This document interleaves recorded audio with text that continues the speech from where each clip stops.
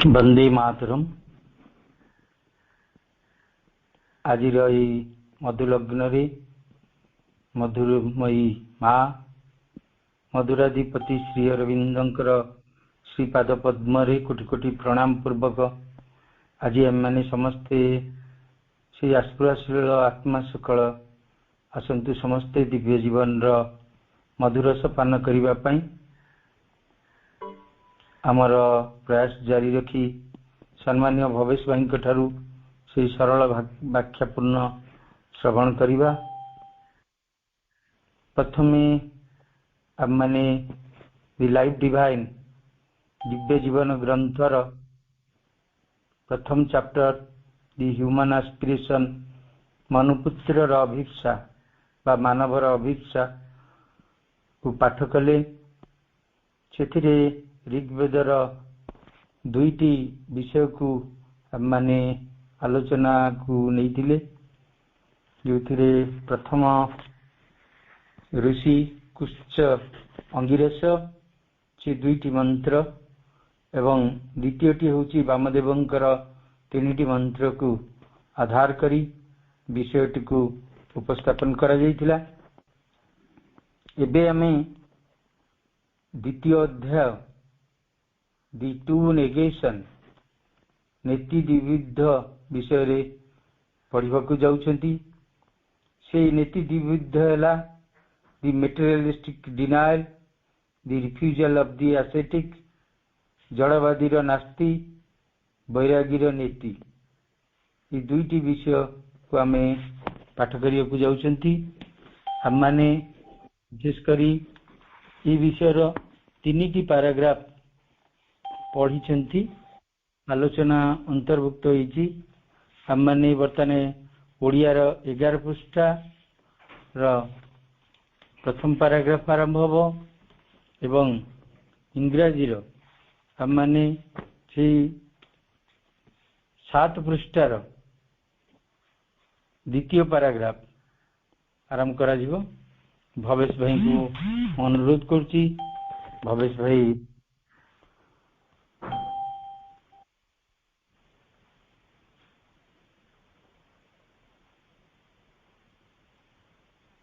तथापि आसीना ठीक अच्छे।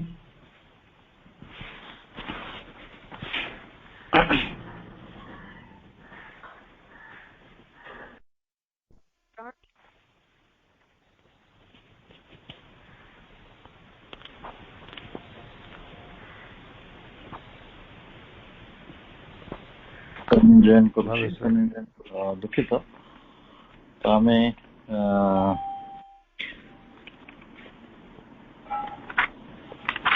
दिव्य जीवन ग्रंथर द्वितीय अध्यायर जो अध्ययन सब करी आसते तार प्रमुख दिग गुड़िक ये जे पाश्चात्य पृथ्वी रे मुख्यतः गोटे समय रे विशेष करी जतले कार्ल मार्क्स समय आसला सेतले जड़टा को एकमात्र विषय भाव ग्रहण करागला एवं आत्मा को अस्वीकार करागला। अन्य स्थिति रे अन्य दार्शनिक माने जो भारत रे जो सन्यासीवाद थिला एस्थेटिक्स से माने ए संसार गोटे मिथ्या माया एवं जड़ पदार्थ गुड़िक प्रति हमर एक प्रकार अस्वीकार होता एवं श्रीरामकृष्ण भली महान विद्वत्ता व्यक्ति माने मध्य मणि कांचन विरुद्ध रे आंदोलन करछंती। आपणकर जड़े विशिष्ट व्यक्ति बाबाजी महाराज भली व्यक्ति पाखे प्राथमिक अवस्था जो से गोटे ट्रेडिशनल जोग सिस्टम रही से भली वितृष्णा गुड़िक से मां को संस्पर्श आसिले श्री अरविंद को जानिले प्रकृत जड़ संपर्क व्यक्ति संपर्क वस्तु संपर्क ଏବଂ ସତ୍ତା ମାନଙ୍କ ସମ୍ପର୍କରେ ତାଙ୍କର ଯେତେବେଳେ ପ୍ରକୃତ ଜ୍ଞାନ ହେଲା ତ ସେ ଜ୍ଞାନ ପୂର୍ଣ୍ଣାଙ୍ଗତାରେ ପରିଣତ ହେଲା। ନହେଲେ ଆମର ଧାରଣା ଗୁଡିକ ଅନେକ ସମୟରେ ଭାରି ଏକପାଖିଆ ହେଇଯାଏ। ତ ଆମେ ଯେତେବେଳେ ଏଇ ଅଧ୍ୟୟନ ଗୁଡିକ କରୁଛନ୍ତି ସେତେବେଳେ ସେଇ ଦିଗ ଗୁଡିକ ଯେଭଳି ଭାବରେ ଆମ ପାଖରେ ଉନ୍ମୁକ୍ତ ରହିଥାଏ ଯେ ପ୍ରକୃତରେ ଆମେ ଅଧ୍ୟୟନ କେଉଁ କାରଣରୁ କରୁଛୁ, ଯେ ଆମ ଭିତରେ ସେଭଳି ଗୋଟେ ସଂସ୍କାରଗତ ବିତୃଷ୍ଣା ରହିଛି କି ନାହିଁ। ଆମେ ସେ କଥା ମଧ୍ୟ ପଢିଲେ ଯେ ବଡ ସୂକ୍ଷ୍ମ ସ୍ତରରେ ଆମ ପାଖରେ ଏଇ ସବୁ ଡିନାଏଲ ଅସ୍ୱୀକାର ରହିଛି। ଆମେ ଆଜି ମଧ୍ୟ ଏଇ ସଂସାରକୁ ଗୋଟେ ବଦଳି ପାରିବ ନାହିଁ ବା କୌଣସି ରୂପାନ୍ତର ପଥରେ ଆସିପାରିବ ନାହିଁ, କୌଣସି ଧାରଣା ଭିତରକୁ ଆସିପାରିବ ନାହିଁ ଯେ ଆମେ ଏଇଭଳି ତାକୁ ମନେ ରଖିଛୁ। ତାହେଲେ ଆମେ ଯାହା ଅଧ୍ୟୟନ କରିଥିଲେ ତାକୁ ଖାଲି ଆପଣଙ୍କୁ ମନେ ପକେଇ ଦଉଛି।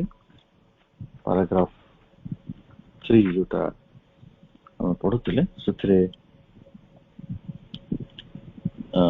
ସେ କହୁଛନ୍ତି, if we assert only pure spirit and mechanical unintelligent substance or energy, calling one God as a soul and the other nature, the inevitable and will be that we shall either deny God or else turn from nature. ଯଦି ଗୋଟେ ପକ୍ଷରେ ଆମେ ବିଶୁଦ୍ଧ ଜନ୍ମୟ ସତ୍ୟକୁ ଭାବୁ ଆଉ ଅନ୍ୟଟିକୁ ବେଳେବେଳେ ଭାବୁ ଚିଦ୍ ରହିତ ବସ୍ତୁ ଯୋଉଟାକ ବା ଶକ୍ତି, ମେକାନିକାଲ ଅନଇଣ୍ଟେଲିଜେଣ୍ଟ ସବଷ୍ଟାନ୍ସ ଅର ଏନର୍ଜି, ଜଡ ଯୋଉଟା। ତାହେଲେ ଜଣକୁ କହୁ ଇଏ ହଉଛନ୍ତି ଈଶ୍ୱର, କାରଣ ଏଇ ଚୈତନ୍ୟ ପ୍ରଭୁ, ଆଉ ଆତ୍ମା, ଅନ୍ୟଟିକୁ ଆମେ କହୁ ପ୍ରକୃତି। ତାହେଲେ ଏଥିରୁ ଦ ଇନେଭିଟେବଲ ଏଣ୍ଡ, ୟାର ଅପରିହାର୍ଯ୍ୟ ପରିଣାମ ହବ ଯେ ଆମେ ଭଗବାନଙ୍କୁ ଅସ୍ୱୀକାର କରିବା କିମ୍ବା ଗୋଟେ ପ୍ରକୃତିକୁ ମଧ୍ୟ ଅସ୍ୱୀକାର କରିବା। ତାହେଲେ ଅନେକ ସମୟରେ ଆମର ଏସର୍ସନ ଟା ଗୋଟେ ଆଡେ ହେଇଯାଏ, ଯୋଉ କଥାଟି ମୁଁ କହୁଥିଲି। ଆଇଦର ଯୋଉମାନେ ଚିନ୍ମୟବାଦୀ ସେମାନେ ପିଓର ସ୍ପିରିଟ ଉପରେ ଗୁରୁତ୍ୱ ଦିଅନ୍ତି, ଆତ୍ମା ହିଁ ସର୍ବଶକ୍ତିଶାଳୀ, ଈଶ୍ୱରଙ୍କର ପ୍ରତିନିଧି, ପ୍ରତିଭୁ ଆଉ ଈଶ୍ୱରଙ୍କର ଅଂଶ ବୋଲି ଅନେକ ଲୋକ କହୁଛନ୍ତି। ଏବଂ ଯାହା ବି ହଉ ଏଇଟା ଐଶ୍ୱରିକ, ଅନ୍ୟଟି ପ୍ରକୃତିଟି ଜଡ, ଅନଇଣ୍ଟେଲିଜେଣ୍ଟ ମେକାନିକାଲ ସବଷ୍ଟାନ୍ସ ବା ଏନର୍ଜି ବୋଲି ଆମେ କହି ଆସୁଛୁ।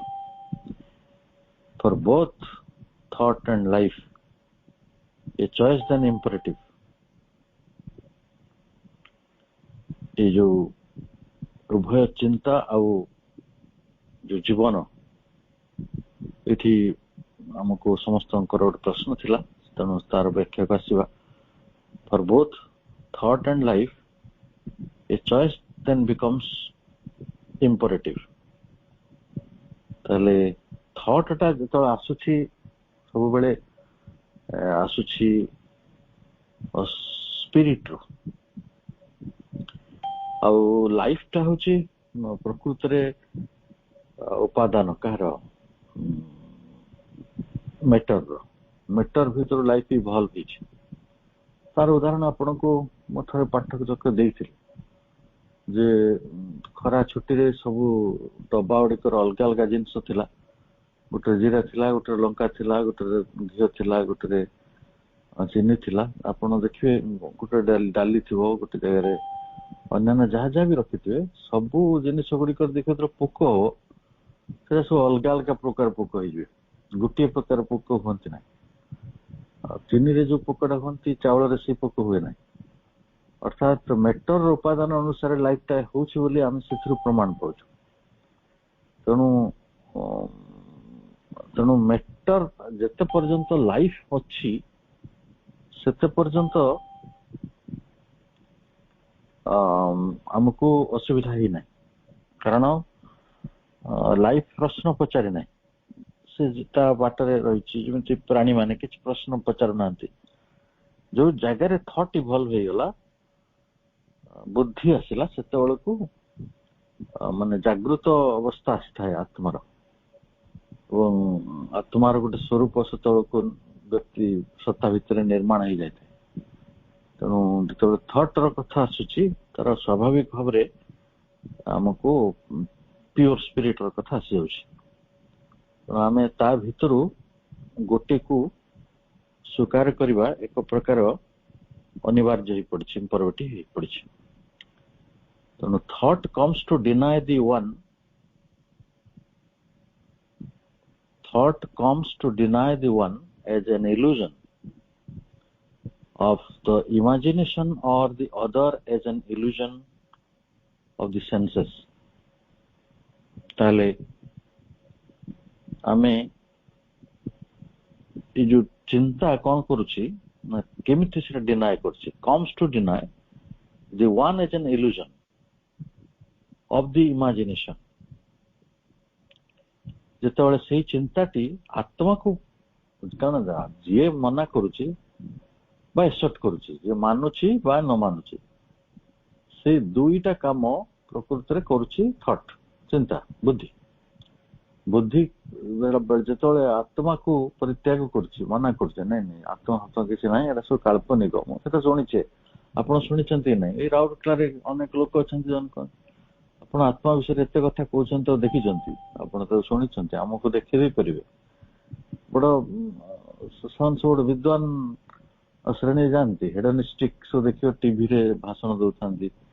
ହେଡନିଷ୍ଟ ଅର୍ଗାନାଇଜେସନ ଗୋଟେ ଅଛି ବିଧିବଦ୍ଧ ଭାବରେ, rationalistic ଚିନ୍ତାଧାରା, ମାମାପଇ ଅର୍ଗାନାଇଜେସନ, so many organizations ମାନେ ଈଶ୍ୱରକୁ ଅବିଶ୍ୱାସ କରନ୍ତି, ଆଉ ଈଶ୍ୱରଙ୍କୁ ଅବିଶ୍ୱାସ କରିବାଟା ଗୋଟେ ତାଙ୍କର ଫ୍ୟାସନ।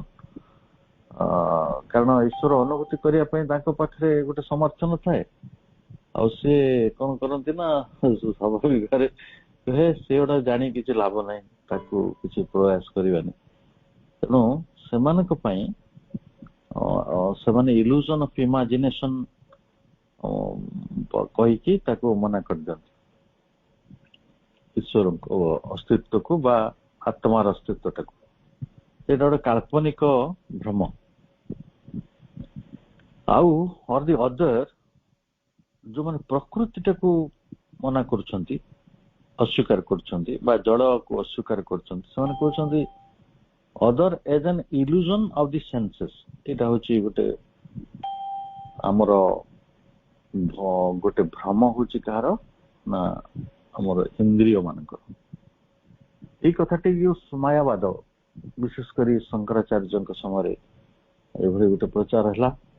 ମଧ୍ୟ ଯୁଗରେ ଏପରି ତ ହେଲା, ଦ୍ରବ୍ୟ ତ ଛାଡନ୍ତୁ, ମେଟର ଛାଡନ୍ତୁ, ୱାର୍ଲଡ ଛାଡନ୍ତୁ, ଲୋକେ ନାରୀ ବିରୋଧୀ ହେଇଗଲେ। ଲୋକେ ନାରୀକୁ ନର୍କର ଦ୍ୱାର କହିକି ଭାବିଲେ ଏଇଟା ହିଁ ମୁକ୍ତିର ମାର୍ଗ।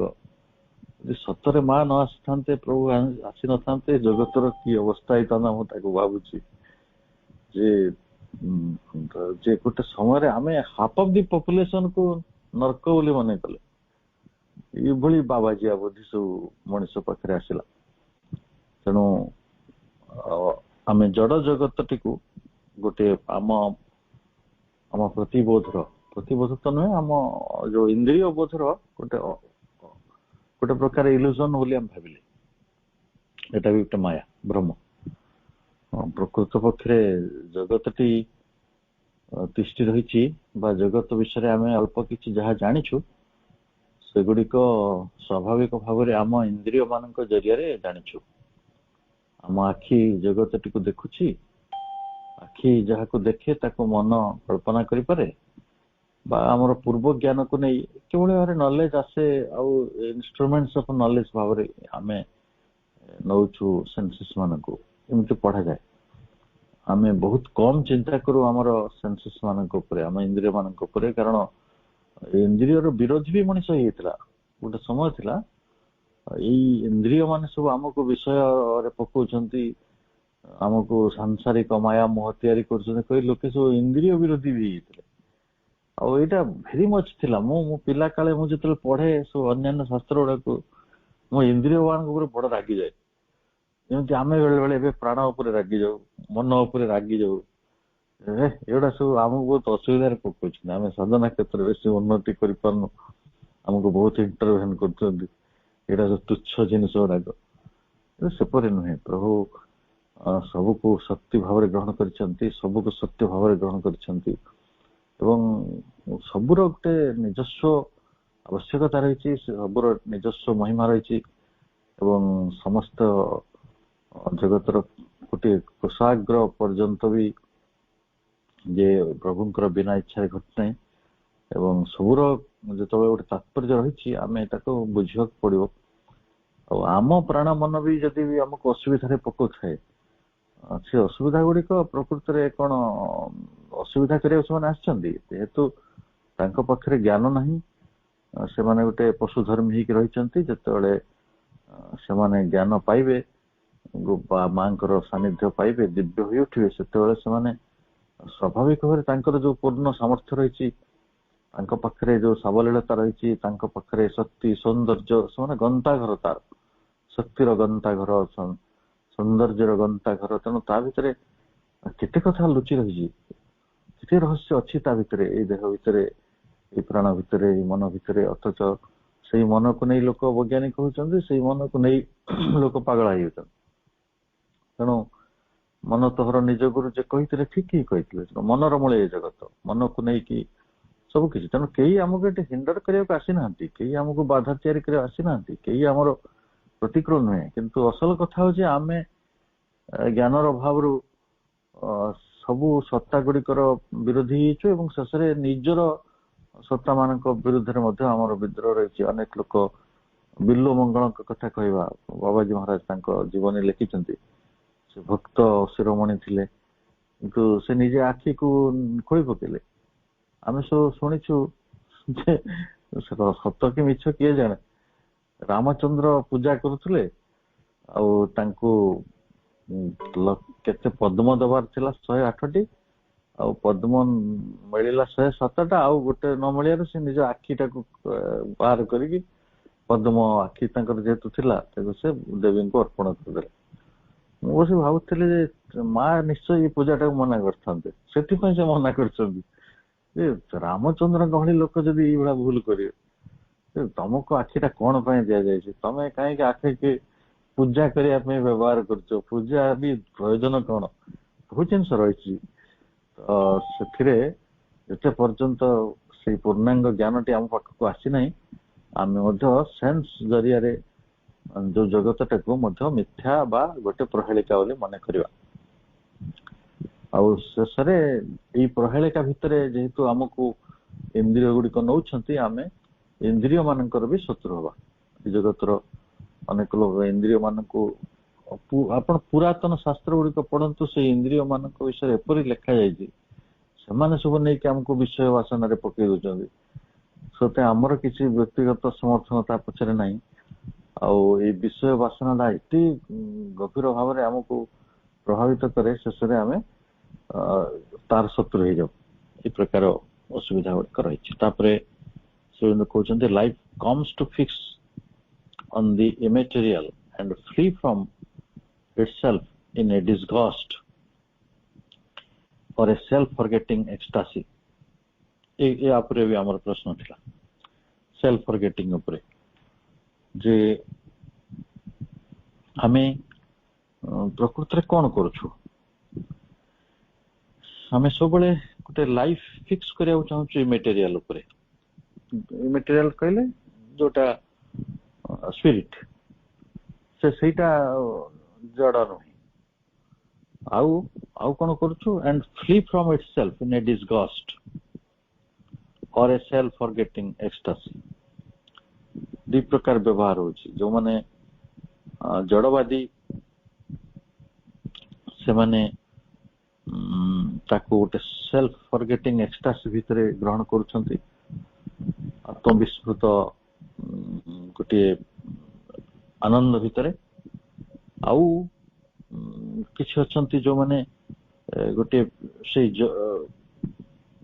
हमर आत्मा भितर निजको रखुछंती आउ ए जीवन ठारू पलायन करूछंती, फ्री फ्रॉम डिसगस्ट एल्स बा अधिक जदि हम कहबा to deny its own immortality and take its orientation from God and towards the animal.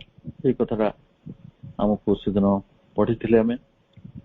ତେଣୁ ସେ କଥାରେ ଖାଲି ଆଉ ଥରେ ମନେ ପକେଇ ଦଉଛି ଯେ ନିଜ ଠାରୁ ସେମାନେ ପଳେଇ ଯିବାକୁ ଚାହିଁଛନ୍ତି, ଗୋଟେ ଆତ୍ମବିଶ୍ୱାସ କାଳର ସମାଧି ଭିତରେ ନିଜକୁ ରଖିପାରୁଛନ୍ତି, ବା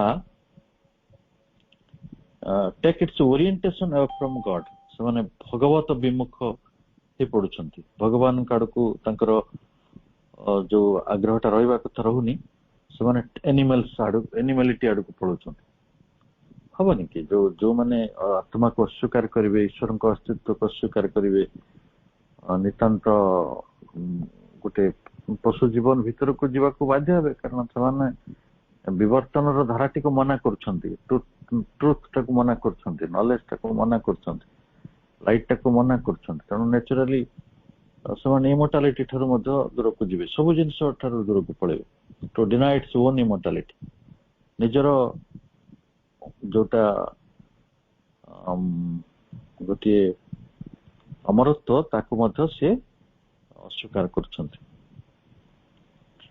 ତାହେଲେ ଆମେ ତାପରେ ପୁରୁଷ ପ୍ରକୃତି ବିଷୟରେ ପଢିଥିଲେ। ପୁରୁଷ and ପ୍ରକୃତି, the passively luminous soul of the Sankhyas and their mechanically active energy have nothing in common, not even their opposite modes of inertia. Their antinomies can only be resolved by the cessation of the inertly driven activity into the immutable repose upon which it has been casting in vain the sterile possession of the images. ତାହେଲେ ସାଂଖ୍ୟ ଦର୍ଶନର ଏଇ ଯୋଉ ନିଷ୍କ୍ରିୟ ପୁରୁଷ, ଯୋଉଟାକୁ ଆମେ କହୁଛୁ ପେସିଭଲି Luminous sole, ସେମାନେ ନିଷ୍କ୍ରିୟ ଜ୍ୟୋତିର୍ମୟ ଆତ୍ମା। ଆଉ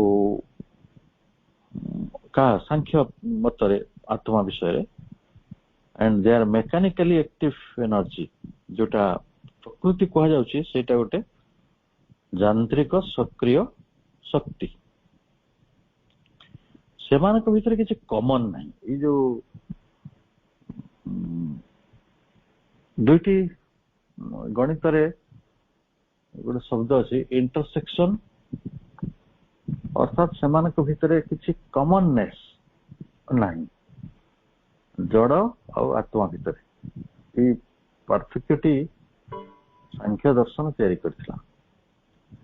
ତେଣୁ ସାଂଖ୍ୟ ଦର୍ଶନର ପୁରୁଷ ପ୍ରକୃତିର ଯୋଉ ତତ୍ଵ ରହିଛି, ଜଣେ ହେଲେ ନିଷ୍କ୍ରିୟ, ଅନ୍ୟଟି ହେଲା ସକ୍ରିୟ।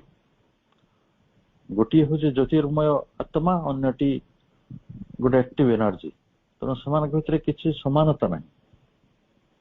ଯଦି ସମାନତା ନାହିଁ, not even their opposite modes of inertia, ଯଦି ଆମେ ଦେଖିବା ଯୋଉ ଉଭୟଙ୍କର ଯୋଉ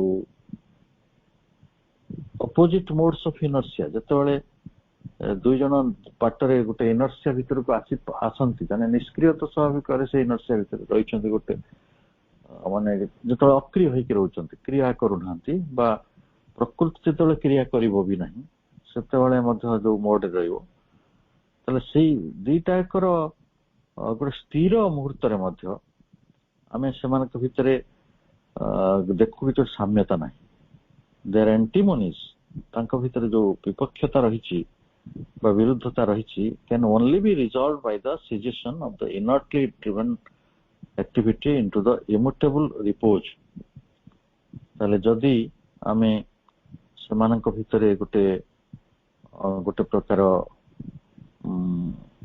ସଲ୍ୟୁସନ, ସେମାନଙ୍କର ଯୋଉ ଦୁଇଟି ଅଲଗା ଅଲଗା ତତ୍ଵ, ତାଙ୍କ ଭିତରେ ଆମେ ଗୋଟିଏ ସମାନତା ବା ସୁସମ୍ୟ ବା ସଂଗତି ବା ହାରମୋନି ଯାହାକୁ ଆମେ କହୁଛୁ, ସେଟା ଆଣିବାକୁ ଚାହୁଁଛୁ, ତାହେଲେ ତାର ଗୋଟେ ଉପାୟ ହଉଛି ଯେ ଆମକୁ ଏଇ ଯୋଉ ଗୋଟେ ଇମୋଟେବଲ ରିପୋଜ ଆଣିବାକୁ ପଡିବ, ଇନେଟଲି ଡ୍ରାଇଭନ୍ ଆକ୍ଟିଭିଟି ଭିତରକୁ। ଅର୍ଥାତ୍ ଏଇ ଯୋଉ ଭୟଙ୍କର ଅଭିକ୍ଷିପ୍ତ ଅବ୍ୟକ୍ତ ସ୍ୱରୂପ ରହିଛି, ତା ଭିତରେ ତ ସାମ୍ୟ କିଛି ଦେଖିବାକୁ ମିଳୁନାହିଁ। ତାହେଲେ ଆମକୁ ଏଇ ବିକ୍ଷୋଭହୀନ ପ୍ରଶାନ୍ତର ବକ୍ଷ ଉପରେ ଗୋଟେ କ୍ଷୁବ୍ଧ ବିମୁଢା ପ୍ରକୃତିର ପ୍ରତିବିମ୍ବ ଆଣିବାକୁ ପଡିବ, ତା ଦ୍ୱାରା ଯାଇକି ଏଟା ଅବସାନ ହବ। ତାକୁ ଆଉ ଟିକେ ଧ୍ୟାନର ସହ ପଢାଯାଉ। ବିଷୟ ଥିଲା ଯେ resolved by the cessation of the inertly driven activity। ଅନେକ ସକ୍ରିୟତା ରହିଛି, ସେଇଟାକୁ ଗୋଟେ ଇମୋଟେବଲ ରିପୋଜ ଭିତରକୁ ଆଣିବାକୁ ପଡିବ, ଗୋଟିଏ ପ୍ରଶାନ୍ତି ଭିତରକୁ ଆଣିବାକୁ ପଡିବ। ଏବଂ ସେଟା ଇମୋଟେବଲ, ପରିବର୍ତ୍ତିତ ନୁହେଁ। ଅର୍ଥାତ୍ ମୁଁ ଭାବୁଛି ଧ୍ୟାନର ଗମ୍ଭୀରତା କଥା କୁହାଯାଉଛି। ତେଣୁ ଧ୍ୟାନ ଭିତରକୁ ଯେତେବେଳେ ଆପଣଙ୍କର ଶକ୍ତି ଗୁଡ଼ିକୁ ଆମେ ନେଇ ଯାଇପାରୁଛୁ, ସକ୍ରିୟତା ଗୁଡ଼ିକୁ ନେଇ ପାରୁଛୁ, ଆମର ବିକ୍ଷୁବ୍ଧପଣ ଗୁଡ଼ିକ ନେଇ ପାରୁଛୁ, ତାପରେ ଗୋଟେ ଏଇ ସମସ୍ୟାର ସମାଧାନ ଏଇ ବାଟରେ ହବ ଯେ ଆପଣଙ୍କ ଭିତରେ ରିଅଲ ନଲେଜ, ରିଅଲ ଟ୍ରୁଥ, ଯୋଉଟା ଏଇ ସତ୍ତା ମାନଙ୍କ ସମ୍ପର୍କରେ, ତାର ସ୍ୱରୂପ ସମ୍ପର୍କରେ, ତାର ସ୍ୱଧର୍ମ ସମ୍ପର୍କରେ, ଜଗତରେ ତାର ଯୋଉ ଅସ୍ତିତ୍ୱର କାରଣ ସମ୍ପର୍କରେ, ତାର ଅସ୍ତିତ୍ୱର ଯଥାର୍ଥତା ସମ୍ପର୍କରେ, ସେ କଣ ପାଇଁ ରହିଛି, ତା ବିଷୟରେ ଆମର ଜ୍ଞାନଟି ହବ। ସେଥିପାଇଁ ଦେଖିବେ ସବୁ ଯୁଗରେ ସେଟା ବୁଦ୍ଧଙ୍କର ଯୋଗ ହଉ, ଶଙ୍କରଙ୍କର ଯୋଗ ହଉ, କି ପୂର୍ଣ୍ଣାଙ୍ଗ ଯୋଗରେ ବି ହଉ, ଆମେ ସବୁ ଯୋଗ ପଦ୍ଧତିରେ ଗୋଟିଏ ମହାନ ସତ୍ୟକୁ ପାଉ, ସେଟା ହଉଛି ମେଡିଟେସନ। ଯୋଉ ଧ୍ୟାନଟିକୁ, ସେ ଧ୍ୟାନଟି ଆମେ କେତେ ବେଶୀ ଅଭ୍ୟାସର ସହ କରୁଛୁ ସେ କଥା ତ ଆମକୁ ଜଣା ନାହିଁ, କିନ୍ତୁ ଗୋଟିଏ କଥା ଖାଲି ନିଶ୍ଚିତ ଭାବରେ ବହୁତ ପ୍ରୟୋଜନୀୟ, ବହୁତ ଆବଶ୍ୟକ ମଧ୍ୟ, ଯେ ଆମେ କିଛି ସମୟ ଅତି କମରେ ଗୋଟେ ଧ୍ୟାନଗତ ମୁହୂର୍ତ୍ତରେ କଟେଇବା ପାଇଁ ଚେଷ୍ଟା କରିବା ଉଚିତ। ପ୍ରଭୁ ତ ଆମ ପାଇଁ କେତେ ବଡ ଉଦାହରଣ, ଯେ ଜୀବନ ତମାମ 40 ବର୍ଷ ଧରି ପଣ୍ଡିଚେରୀ ତାଙ୍କର ସାଧନା ଜୀବନ, ତା ପୂର୍ବରୁ ଯୋଉ ପ୍ରକାର ସାଧନା ଜୀବନ ସେ ଆରମ୍ଭ କରିଥିଲେ, ସେତେବେଳୁ ସେ ଏଇ ଆମକୁ ଏଇ ଧ୍ୟାନ ସମ୍ପର୍କରେ ବାରମ୍ବାର ସଚେତନ କରାଇଛନ୍ତି ଯେ ଆମ ଭିତରର ପ୍ରକୃତ ନଲେଜ ଟାକୁ ରିପୋଜ କରିବାକୁ ହେଲେ ବା ସ୍ଥାପିତ କରିବାକୁ ହେଲେ, ତାକୁ ପ୍ରଶାନ୍ତି ଭିତରକୁ ଆଣିବାକୁ ହେଲେ ଆମକୁ ପ୍ରକୃତରେ ଏଇଭଳି ଗୋଟେ ଧ୍ୟାନମଗ୍ନତା ଭିତରକୁ ଯିବାକୁ ପଡିବ। ଅର୍ଥାତ୍ ଆପଣଙ୍କର ଇନର୍ଟଲି ଡ୍ରିଭେନ ଆକ୍ଟିଭିଟି ଗୁଡିକ ଯାହା ସବୁ ଆମେ କରୁଛନ୍ତି ଅଚେତନ ଅବସ୍ଥାରେ ବା ଗୋଟେ ଅର୍ଦ୍ଧ ଅଚେତନ ଅବସ୍ଥାରେ, ଯେତିକି ସକ୍ରିୟତା, ସେଗୁଡିକ ଗୋଟେ ରିପୋଜ ଭିତରକୁ, ଗୋଟେ ଇମୋଟେବଲ ରିପୋଜ ଭିତରକୁ ଆଣିବା ଦରକାର। ଯଦି ଆଣିବା, upon which it has been casting in vain the sterile procession of its images। ତାହେଲେ ଏଇ ଯୋଉ ପ୍ରକୃତିର ପ୍ରତିବିମ୍ବ, ଯୋଉ ଇମେଜେସ୍, ତାର ଏଠି ଗୋଟେ ଶୋଭାଯାତ୍ରା ସବୁ ଚାଲିଛି, ଯୋଉଟାକୁ ଆମେ କହିବା ଷ୍ଟେରାଇଲ କହିଲେ ଯୋଉଟା କିଛି ପ୍ରଡକ୍ଟିଭ ନୁହେଁ, ସେଟା ନିତାନ୍ତ କଣ କୁହାଯିବ, ଯୋଉଟା ଅର୍ଥହୀନ ହେଇକି ରହିଛି ଆମ ପାଖରେ, ତାର କିଛି ଅର୍ଥବତ୍ତା ଆମେ ଖୋଜିକି ପାଉନୁ। କିନ୍ତୁ ଏଇ ସବୁ କଥା ଗୁଡିକ, ତାର ପ୍ରକୃତିର ଯୋଉ ଅର୍ଥବତ୍ତା, ଆମ ଆତ୍ମାର ଅସ୍ତିତ୍ୱ, ଏଇ ଦୁଇ ଜଣଙ୍କ ଭିତର ସାଂଖ୍ୟ ବା ଅନ୍ୟାନ୍ୟ ମତ ଗୁଡିକ ଯୋଉ ପ୍ରକାର ବିରୋଧ ଭାବ ତିଆରି କରିଛନ୍ତି, ସେ ସବୁର ସମାଧାନଟି କେବଳ ରହିଛି ଆମର ଗୋଟେ ଇମୋଟେବଲ ରିପୋଜ ନିକଟରେ ପହଞ୍ଚିବା କାରଣରୁ ଆମେ ଏଇ ସବୁ ଗୁଡିକର ସମାଧାନ ପାଇପାରିବା ବୋଲି ପ୍ରଭୁ କହୁଛନ୍ତି।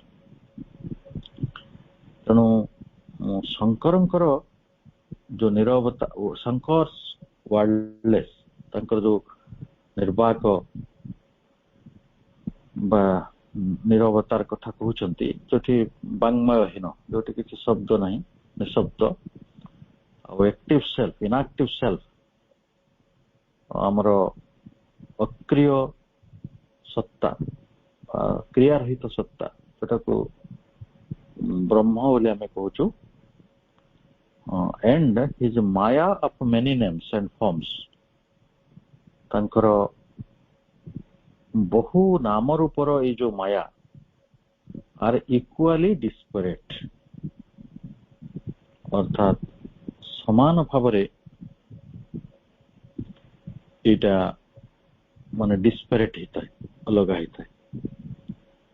ତାହେଲେ and irreconcilable entities ସେମାନେ ତାଙ୍କ ଭିତରେ କିଛି ସୌସମ୍ୟ ନଥାଏ, ଅନତିକ୍ରମଣୀୟ ବିରୋଧ ରହିଥାଏ। ସେ ସତ ଯେପରି ଏଇ ଯୋଉଟା କ୍ରିୟା ରହିତ ଇନଆକ୍ଟିଭ ଆଉ ମାୟା ଯୋଉଟା ନାମ ରୂପର ଏଇ ଯୋଉ କ୍ରିୟାଯୁକ୍ତ ଜଗତ ତା ଭିତରେ କିଛି ସମାନତା ନାହିଁ, ମାନେ ଗୋଟେ ପ୍ରକାରର ସମାଧାନ ବି ନାହିଁ, ଅନତିକ୍ରମଣୀୟ ବିରୋଧ ତାଙ୍କ ଭିତରେ ରହିଛି। ଇରେକନସିବଲ entities, their rigid antagonism ଏବଂ ସେଇ ବିରୋଧଟି ବହୁତ ବହୁତ ମାନେ କଣ ମାନେ rigid can terminate only, ସେଟା କେବଳ ସମାଧାନ ହେଇପାରିବ by the dissolution of multitudinous illusion into the sole truth of an eternal silence। ତାହେଲେ ଆମେ antagonism ଟାକୁ ସଲ୍ଭ କରିବାକୁ ଚାହୁଁଛୁ, ତାହେଲେ କେମିତି ସଲ୍ଭ ହବ ନା ଆମେ ଏଇ ଯୋଉ ମଲ୍ଟିଚୁଡିନସ୍ ଇଲ୍ୟୁଜନ ଯାହାକୁ ମାୟା ବୋଲି ମନେ କରୁଛୁ, ଏତେ ନାମ, ଏତେ ରୂପ, ଏତେ ଘଟଣା, ଏତେ ପ୍ରପଞ୍ଚ ଆଉ ଏତେ ବେଶୀ ଯୋଉ କୋଳାହଳ, ଏତେ ବେଶୀ ଯୋଉ ଶବ୍ଦ, ସେ ସବୁ ଗୁଡ଼ିକୁ ଆମେ ସମାହିତ କରିବାକୁ ପଡିବ into the sole truth of an eternal silence, ଗୋଟେ ଶାଶ୍ୱତ ନିରବତା ଭିତରେ ବା ଗୋଟିଏ ସତ୍ୟ, ଏକମାତ୍ର ସତ୍ୟ ଯୋଉଟା ପରମ ପ୍ରଭୁ ବୋଲି ସେ କହୁଛନ୍ତି, ତା ମଧ୍ୟରେ ମାୟାର ଏଇ ଯୋଉ ବିଚିତ୍ରତାଟାକୁ ବିଲୟ କରିଦେବାକୁ ପଡିବ। ଏହାର ସମାଧାନ ଏଇ ବାଟରେ ସମ୍ଭବ, ବା ଆମେ ସେଭଳି ପ୍ରୟାସ କେତେ କରୁଛୁ ତା ଆମ ସମସ୍ତଙ୍କ ପାଇଁ ପ୍ରଶ୍ନ। ମୂଳ କଥା ଯେ ସେଗୁଡ଼ିକୁ ବୁଝିବା, ଜାଣିବା, ଯାହା ଦାର୍ଶନିକ ମାନେ ବା ପୂର୍ବର ଯୋଗ ପଦ୍ଧତି ଗୁଡ଼ିକ କରି ଆସିଥିଲା। କିନ୍ତୁ ଆଜିର ସମୟ କିନ୍ତୁ ଅଲଗା। ଆଜିର ସମୟରେ ପ୍ରଭୁ ସବୁ କିଛି ପ୍ରସ୍ତୁତ କରିଦେଇଛନ୍ତି, ଆମକୁ ଆଉ ତା ଭିତରେ ଅମଡ଼ା ମାଡ଼ିବାର ନାହିଁ। ପଥ ପ୍ରସ୍ତୁତ, ଏବଂ ସେ ପଥ ସାମାନ୍ୟ ପଥ ନୁହେଁ, ସେଟା ଗୋଟେ ସୌରଦୀପ୍ତ ପଥ, ସୂର୍ଯ୍ୟଦୀପ୍ତ ପଥ, ଯୋଉ ପଥରେ ଜଣେ ସ୍ୱଚ୍ଛନ୍ଦରେ ଚାଲି ଯାଇପାରିବ। ତେଣୁ 40 ବର୍ଷ ଧରି ପ୍ରଭୁ ତାଙ୍କର ସାଧନା କରିଛନ୍ତି ଏବଂ ସେଇ ସାଧନା ବଳରେ ଅନେକ କଥାକୁ ଆମ ଆଗରେ ସିଦ୍ଧ କରିଛନ୍ତି। ତେଣୁ ଆମେ ସେଥିରେ ବେଶୀ କିଛି ବ୍ୟସ୍ତ ହେବା କଥା ନୁହେଁ। ତାପରେ ଆଜିର ଆମେ ପଢୁଛେ the materialist has an easier field. It is possible for him by denying spirit to arrive at a more readily convincing simplicity of statement, a real monism, the monism of matter or else of force। ତାହେଲେ ଜଡ଼ବାଦୀ जो मेटालिस्टिक has an easier field, अर्थात ये जो अधिक टिके भल क्षेत्र रे जड़वादी रही है। It is possible for him by denying spirit. से आत्मा तो दिशुने, आत्मा तो शुणी होनी, आत्मा तो छुई होनी, तेणु सहज कथा हूँ आत्मा को स्वीकार करद। भारतीय आध्यात्मिकतार आज भी बड़ आदर मूल कारण जे प्रकृत रे बियॉन्ड सेंसेस आम इंद्रियर बाहरे आउरी सत्ता सत्य रही से संपर्क रे आम ऋषि मानकर जो महाप्रज्ञार संधान, महाप्रज्ञा बल से आत्मा को संधान कर कथाटा पाश्चात्य पृथ्वी करि पारि नाही। एवं पाश्चात्य पृथ्वी आज जे ଭାରତର ଆଧ୍ୟାତ୍ମିକ ପ୍ରତି ଉନ୍ମୁଖ ପ୍ରଭୁ ତାଙ୍କର ଯୋଉ ସ୍ୱପ୍ନରେ ଯେ ଭାରତ ହିଁ ଆଧ୍ୟାତ୍ମ ଗୁରୁ ହବ, ଅଧ୍ୟାତ୍ମର ବିକାଶ ଭାରତରେ ହବ, ଏଇ କଥାଟି ଯେଭଳି ତାଙ୍କ ସ୍ୱପ୍ନରେ କହିଛନ୍ତି ପ୍ରକୃତରେ ତାହା ସତ୍ୟ। ଏଥିପାଇଁ ସତ୍ୟ ସେ ମେଟାଲିଷ୍ଟିକ ର ସହଜ କଥାଟି ହେଲା ସେ it is possible for him denying spirit. ସେ ସବୁବେଳେ ଆତ୍ମାଟାକୁ ଅସ୍ୱୀକାର କରିଦବ, କାରଣ ଆତ୍ମା ତ ଦିଶୁନାହିଁ, ସେଟା ତ ଗୋଟେ ଅନୁଭବ୍ୟ ଜିନିଷ ଆଉ ବୁଝିଲା ଭଳି କଥାଟେ। ନହେଲେ ଆମେ ମେଟର ସମ୍ପର୍କରେ ଜ୍ଞାନଟି ଆମର ଯେତେ ପ୍ରତ୍ୟକ୍ଷ ହବ, ସ୍ପିରିଟ ସମ୍ପର୍କରେ ଜ୍ଞାନଟି ସେତିକି ପ୍ରତ୍ୟକ୍ଷ ହବ ନାହିଁ। କାରଣ ମେଟରକୁ ଜାଣିବାକୁ ବୁଝିବାକୁ ଆମ ପାଖରେ ଯେଭଳି ସାଧନ ସବୁ ଅଛି, ସେ ସାଧନ ଗୁଡିକ ହେଲା ଆମର ଇନ୍ଦ୍ରିୟ ଗୁଡିକ। ସେଇ ସାଧନଟି ଆତ୍ମାକୁ ବୁଝିବା ପାଇଁ ନାହିଁ। ଆପଣ ଆତ୍ମା କୋଉ ଜରିଆରେ ବୁଝିବେ? ଇନ୍ଦ୍ରିୟ ଗୋଚର ସେ ନୁହେଁ। ଆପଣ ତାକୁ ଯଦି କହିବେ ଆପଣ ଆତ୍ମାକୁ ଯେତେବେଳେ ବୁଝୁଛନ୍ତି ଭଗବାନ ବୁଝୁଛନ୍ତି, ସେଟା କଥା।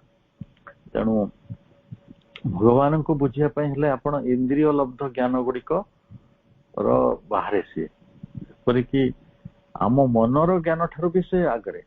ଆମ ବୁଦ୍ଧି ତାଙ୍କୁ ଜାଣିପାରିବ ନାହିଁ, କଥା ସବୁ ଶାସ୍ତ୍ର ଲେଖିଛନ୍ତି, ନିଜେ ନିଜର କଣ୍ଟ୍ରାଡିକ୍ସନ ହେଇଛନ୍ତି। ଆମ ବୁଦ୍ଧି ତାଙ୍କୁ ଜାଣିପାରିବ ନାହିଁ, ଆମ ମନ ତାଙ୍କୁ ଜାଣିପାରିବ ନାହିଁ, ଆମ ପ୍ରାଣ ତାଙ୍କୁ ଜାଣିପାରିବ ନାହିଁ। ସେ ସବୁର ବିୟଣ୍ଡ ଅଲ୍ ଦ୍ୟାଟ୍। ତେଣୁ ବିୟଣ୍ଡ କଥାଟି ଯେତେବେଳେ ଆସିଲା ମନର, ତ ସେଥିପାଇଁ ଅତିମାନସର କଥା ପ୍ରଭୁ କହିଲେ ଯେ ଅତିମାନସ ଜ୍ଞାନ ଯେତେବେଳେ ଆସିବ ବା ତାର ପ୍ରଭାବ ଆସିବ, ସେତେବେଳେ ମନୁଷ୍ୟ ଈଶ୍ୱରଙ୍କର ସତ୍ୟ ସମ୍ପର୍କରେ ସଚେତନ ହବ। ତା ପୂର୍ବରୁ କେବଳ ଆମକୁ କିଛି ଗ୍ଲିମ୍ସ ମିଳୁଥିବ। ଆମେ କହୁଛୁ ଏଇ ଗ୍ଲିମ୍ସ ଟା କେମିତି, ଯେ ଗୋଟେ ଝଲକ। ଆମେ ଖାଲି କହୁଛୁ ଯେ ସବୁର ଯଦି ସ୍ଥପତି ଅଛନ୍ତି, ସବୁ ସ୍ଥାପତ୍ୟର ସ୍ଥପତି ଅଛନ୍ତି, ତାହେଲେ ଏ ବିଶ୍ୱ ଯଦି ଗୋଟେ ସ୍ଥାପତ୍ୟ ହେଇଥାଏ, ତାହେଲେ ବିଶ୍ୱର କିଏ ନିୟାମକ, ବିଶ୍ୱର କିଏ ସ୍ଥପତି ପୁରୁଷ? ତେଣୁ ସେଇ ଅନସିନ୍ କୁ, ସେଇ ଅଦୃଷ୍ଟଙ୍କୁ, ଯାହାଙ୍କୁ ସେ ଦେଖିପାରୁନି, ଯାହାଙ୍କୁ ସେ ଜାଣିପାରୁନି, ଯେ ଅନ୍ୱୟ ବୋଲି ଅଛନ୍ତି, ସେ କେବଳ ତାଙ୍କୁ ସ୍ୱୀକାର କରୁଛି ଟିକେ ଟିକେ, ପୁରା ଜାଣି ହଉନାହିଁ। ସତରେ ନିଜ ଭିତରେ ଯୋଉ ଆତ୍ମା ରହିଛି ତାକୁ ବି ଜାଣି ହଉନି। କିନ୍ତୁ ମେଟେରିଆଲିଷ୍ଟିକ ଫିଲ୍ଡଟା ଟିକେ ସହଜ, ସେ ଈଶ୍ୱରଙ୍କୁ ମନା କରିଦେଇପାରିବ, ଆତ୍ମାକୁ ମନା କରିଦେଇପାରିବ। To arrive at a more readily convincing simplicity of statement, ଏବଂ ଯୋଉଟା convincing simplicity of statement ଅର୍ଥାତ୍ ଯୋଉଟା ନିତାନ୍ତ ପକ୍ଷରେ ଅତି କନଭିନ୍ସ ଆମେ କାହାକୁ କହୁଛୁ, ଯୋଉଟା ନିତାନ୍ତ ଆପଣ ବୁଝି ଯାଇଛନ୍ତି ଦୃଢ ଭାବରେ, ଯୋଉଟା ସତ୍ୟ। ତେଣୁ ଯୋଉଟା ରେଡିଲି, ମୋର ରେଡିଲି କନଭିନ୍ସିଂ ସିମ୍ପ୍ଲିସିଟି ଅଫ ଷ୍ଟେଟମେଣ୍ଟ, ଗୋଟେ ଷ୍ଟେଟମେଣ୍ଟ କହିଲେ ଗୋଟେ ପ୍ରପୋଜିସନ, ଗୋଟେ ସତ୍ୟ, ଗୋଟେ ସତ୍ୟର ଷ୍ଟେଟମେଣ୍ଟ ପାଖରେ ସେ ପହଞ୍ଚି ଯାଇପାରେ ସରଳ ଭାବରେ। ରିଅଲ ମନିଜମ, ଯେ ପ୍ରକୃତ ଅଦ୍ୱୈତବାଦ, ସେଟା ମନିଜମ, ଡୁଆଲିଜମ, ସୁବାଦ ଗୁଡିକ ଥିଲା ନା, ଏକେଶ୍ୱରବାଦ ବା ଏକତତ୍ଵବାଦ, ମନିଜମ, ସେ ଆମେ ତାକୁ ଅଦ୍ୱୈତ କହିପାରିବା। ଦି ମନିଜିମ୍ ଅଫ ମ୍ୟାଟର, ସେଇଟା ଆଉ ସେଠି ଈଶ୍ୱରଙ୍କର କିଛି ଅସ୍ତିତ୍ୱ ନାହିଁ। ସେ କହୁଛନ୍ତି ଏଠି କେବଳ ଜଡର ହିଁ ରାଜତ୍ୱ ରହିଛି, ଜଡ ହିଁ ଏକମାତ୍ର ସତ୍ୟ। ତେଣୁ ସେଇଟା ହେଲା monism of matter or else of force. ଯଦି ଆପଣ ମ୍ୟାଟରଟାକୁ ମାନୁନାହାନ୍ତି, ତାହେଲେ ଶକ୍ତିଟାକୁ ମାନନ୍ତୁ। ତେଣୁ ଶକ୍ତିର ଯାହା ଲୀଳା, ଯଦି ଅନେକ ସମୟରେ ମୋର ବି ଧାରଣା ହଉଥିଲା ଯେ ଭଗବାନଙ୍କର ଅସ୍ତିତ୍ୱ ମଧ୍ୟ ଗୋଟେ ଶକ୍ତି, ଗଡ୍ ଇଜ ଏ ପାୱାର। ଗଡ୍ ତ ବ୍ୟକ୍ତି ହେଇପାରିବେନି, ଗଡ୍ ଭଗବାନ କେବେ ବ୍ୟକ୍ତି ହେଇପାରିବେନି। ଭଗବାନ ତାହେଲେ ଗୋଟିଏ ରୂପରେ କୋଉଠି ନିର୍ଦ୍ଦିଷ୍ଟ ଭାବରେ ନାହାନ୍ତି, ବହୁ ରୂପରେ ସେ ଯଦି ରହୁଛନ୍ତି, ତାହେଲେ ନିହାତି ପକ୍ଷରେ ଏଇ ଯୋଉ ବିଶ୍ୱଟି ସଂରଚନା ହେଇଛି, ଏଇଟା ଗୋଟେ ଏନର୍ଜି କାରଣରୁ ଘଟିଛି, କେବଳ ଫୋର୍ସ କାରଣରୁ ଘଟୁଛି। ଆମେ ସେଥିପାଇଁ ଆମେ ଏଇଭଳି ଗୋଟେ ପରିକଳ୍ପନା କରୁ। ଏଇଟା କେମିତି କରୁ? ଆମେ ଯେହେତୁ ବିଜ୍ଞାନ ପଢୁଛେ, ବିଜ୍ଞାନରେ ଫୋର୍ସ ସମ୍ପର୍କରେ ଆମର ଧାରଣା କିଛି ରହିଛି, ଆଉ ଫୋର୍ସଟା ସବୁ କିଛିକୁ ନାଇଦର, ଆମେ ଏନର୍ଜିଟାକୁ କେମିତି ଡିଫାଇନ କରୁ? ଏନର୍ଜି ଇଜ ନାଇଦର କ୍ରିଏଟେଡ ନର ଡେଷ୍ଟ୍ରଏଡ। ତାକୁ ତିଆରି କରାଯାଇ ପାରିବ ନାହିଁ, ତାକୁ କେହି ନଷ୍ଟ କରିପାରିବେ ନାହିଁ। ତାର ସେଇଟା ହିଁ ତ ଭଗବାନଙ୍କର ଅମରତ୍ୱ ତତ୍ତ୍ୱ। ଏବଂ ଏନର୍ଜି ଭିତରୁ ସବୁ କିଛି ତିଆରି ହେଉଛି। ତେଣୁ ଆମେ ସେଇ ବାଟରେ ଗ୍ରହଣ କରିଛୁ ଯେ ହଁ ଏଇଟା ବି ଗୋଟେ ମନିଜିମ୍ ହେଇପାରେ। ତେଣୁ ଆମେ ଗୋଟେ କନଭିନ୍ସିଂ ସିମ୍ପଲିସିଟି ଅଫ ଷ୍ଟେଟମେଣ୍ଟ ପାଖରେ ପହଞ୍ଚିଲେ ଯେ ମେଟର ହେଉଛି ମନିଜିମ୍ ଅଫ ମେଟର। ଜଡବାଦୀ ପାଇଁ ଏଇଟା ଭାରି ସହଜ। But in this rigidity of statement, it is impossible for him to persist permanently. किंतु ये जो तार जो समाधान ହେଇଗଲା ବୋଲି ସେ ଭାବିଲା ଯେ ମୋର rigidity of statement ମୁଁ ବର୍ତ୍ତମାନ ମନିଜିମ୍ ଟାକୁ ଆଣିଦେଲି। ଏଠି ଭଗବାନ କେହି ନାହାନ୍ତି ଆଉ ଯାହା ଅଛି ଶକ୍ତି ରହିଛି ବା ଜଡ ରହିଛି, ମେଟର ଅର ଫୋର୍ସ, ଆଉ ତା ବିନା ଆଉ କେହି ନାହାନ୍ତି। ଏଇ ମେଟର ଆଉ ଫୋର୍ସ ହିଁ ସବୁ କିଛିର ନିୟାମକ।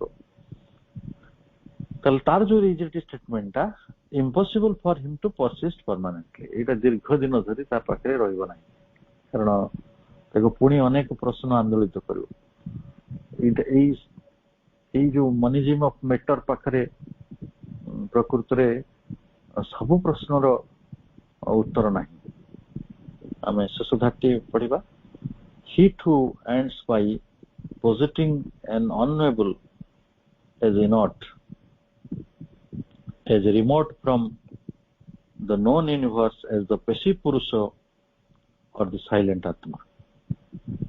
ତାର ସେ ଯୋଉ ମନିଜିମ୍ ର କଥା କହିଛି, ଅଦ୍ୱୈତ ତତ୍ତ୍ୱର କଥା କହୁଛି, ସେ ଦେଖିବ ଯେ ତାର ଯୋଉ ପ୍ରତ୍ୟକ୍ଷର ଅଗୋଚର, he too ends by positing an unknowable, ସେ ଦେଖିବ ଯେ ଗୋଟେ ଅଭିଜ୍ଞ ସତ୍ତା କଣ ଅଛି ସେଟାକୁ ସେ ସ୍ୱୀକାର କରିବ, ପୋଜିଟ୍ କରିବ। ଏଜ୍ ଇନଟ୍, ଯେଭଳି ଆମେ ତାର ଜଡଟିକୁ ସେ ମାନିଛି, ନିଷ୍କ୍ରିୟତାଟାକୁ ମାନୁଛି, ସେଇଭଳି ଦେଖିବ ଯେ ଗୋଟେ ଅନୋଏବୁଲ ଅଭିଜ୍ଞ ରହିଛନ୍ତି। Age remote from the known universe, କାହାଠାରୁ ଅଛନ୍ତି ଦୂରରେ, ଏଇ ଦୃଶ୍ୟ ଜଗତ ହେଇକି ରହିଛନ୍ତି, ତାଠାରୁ ଅନେକ ଦୂରରେ ରହିଛନ୍ତି କହିବାକୁ ଗଲେ। Age remote from the known universe age the passive ପୁରୁଷ or the silent atma.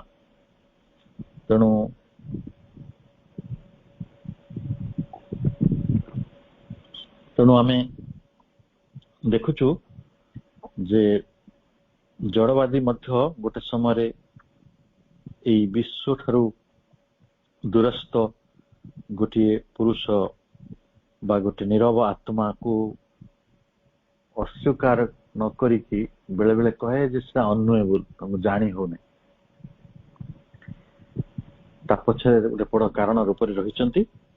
It serves no purpose but to put off by a vague concession the inexorable demands of thought, or so stand as an excuse for refusing to extend the limits of inquiry.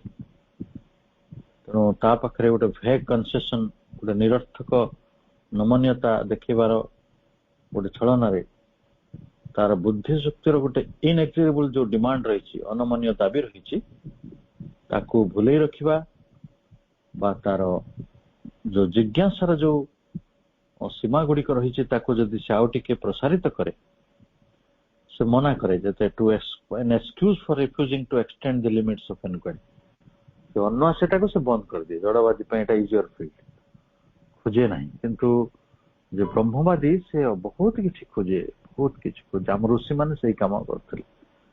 ତେଣୁ ସେମାନେ ସଂସାରକୁ ଛାଡିକି ଯାଉଥିଲେ, ଗୋଟେ ଜଙ୍ଗଲରେ ରହୁଥିଲେ, ସେଇଟା ଯୋଉ ସଂସାର, କିନ୍ତୁ ସେ ବିଷୟରେ ତାଙ୍କର ଧାରଣା କମ ଥିଲା। ସେମାନେ ବ୍ୟକ୍ତି ମାନଙ୍କୁ ସଂସାର ମନେ କରୁଥିଲେ, ପ୍ରକୃତିଟାକୁ ସଂସାର ମନେ କରିନାହାନ୍ତି। ପ୍ରକୃତିର କୋଳରେ ରହୁଥିଲେ, ଏଇ ଲୋକମାନଙ୍କ ଠାରୁ ଦୂରରେ ରହୁଥିଲେ, ଯୋଉମାନେ ଅନେକ ସମୟରେ ଆମର ମନଟାକୁ ଡିଷ୍ଟ୍ରାକ୍ଟ କରନ୍ତି। ହୁଏତ ସେଇଟା ତାଙ୍କର ସାଧନା ପାଇଁ ବହୁତ ଅନୁକୂଳ ଥିଲା, କାରଣ ଶିକ୍ଷା ଗ୍ରହଣ କରିବା ପାଇଁ ହେଲେ ପ୍ରଥମ କଥାଟି ହଉଛି ବୈରାଗ୍ୟ ବା ଡିଟାଚମେଣ୍ଟ ବୋଲି ସେ କହୁଥିଲେ। ଏବଂ ତାରି ଭିତରେ ସେମାନେ ବହୁତ କଥାକୁ ଅନୁସନ୍ଧାନ କରୁଥିଲେ, ସେମାନେ ଅନୁସନ୍ଧାନୀ ଥିଲେ, ବିଜ୍ଞାନୀ ଥିଲେ। ରିଫ୍ୟୁଜିଂ, କିନ୍ତୁ ଯୋଉ ଜଡବାଦୀ କଣ କରେ ନା ତା ପାଖରେ ଗୋଟେ ଇନେଜିବଲ୍ ଡିମାଣ୍ଡସ୍ ଅଫ ଥଟ୍, ସେ ତାର ଯୋଉ ନିଜର ଚିନ୍ତା ରହିଛି ସେଇ ଚିନ୍ତାଟାକୁ ଦାବି କରେ ଆଉ stand as an excuse for refusing to extend the limits of inquiry। ତାର ଯୋଉ ଅନ୍ୱେଷାର ସୀମା ଗୁଡିକୁ ପରିବର୍ଦ୍ଧିତ କରିବା ପାଇଁ ସେ ଚାହେଁ ନାହିଁ, ତାରି ଜିଦ୍ ଭିତରେ ତାର ଅଳ୍ପ ଜ୍ଞାନ ଭିତରେ, ତାର ସୀମିତ ଜ୍ଞାନ ଭିତରେ ସେ କେବଳ ମନିଜିମ୍ ଅଫ ମ୍ୟାଟର ଟାକୁ ସ୍ୱୀକାର କରେ ଆଉ ଈଶ୍ୱରଙ୍କର ଅସ୍ତିତ୍ୱଟାକୁ ଅସ୍ୱୀକାର କରେ ଏବଂ କହେ ଯେ ସେଟା ଅଭିଜ୍ଞ, ତାଙ୍କ ବିଷୟରେ ଜାଣି ହବ ନାହିଁ। ତାଙ୍କୁ ଜାଣିବା ବୁଝିବା ଯଦି କଷ୍ଟ, ଆମେ ତାକୁ ଜାଣିବାର କାହିଁ ଚେଷ୍ଟା କରିବା? ସେ ତ ନିଜେ ନିଜେ ଆମ ପାଖରେ ଧରା ଦଉନାହାନ୍ତି, ସେ ତ ଆମେ ନିଜକୁ ଆମକୁ ଜଣେଇ ଦଉନାହାନ୍ତି। ତେଣୁ ଏଇଭଳି ଗୋଟେ ଭ୍ରମ ଭିତରେ ସେ ଆମକୁ ନେଇ ପ୍ରବେଶ କରେଇବେ। ତେଣୁ ଆଜିର ସମୟ ଦୃଷ୍ଟିରୁ ଆଲୋଚନାକୁ ଏଇଠି ରଖିବା, ଆମେ ଆସନ୍ତା ଥରକୁ ବାକି ଆଲୋଚନା ଗୁଡ଼ିକ କରିବା ବା ୟା ଉପରେ ପ୍ରଶ୍ନ ଥିଲେ ମଧ୍ୟ ଆମେ ଆଲୋଚନା କରିପାରିବା।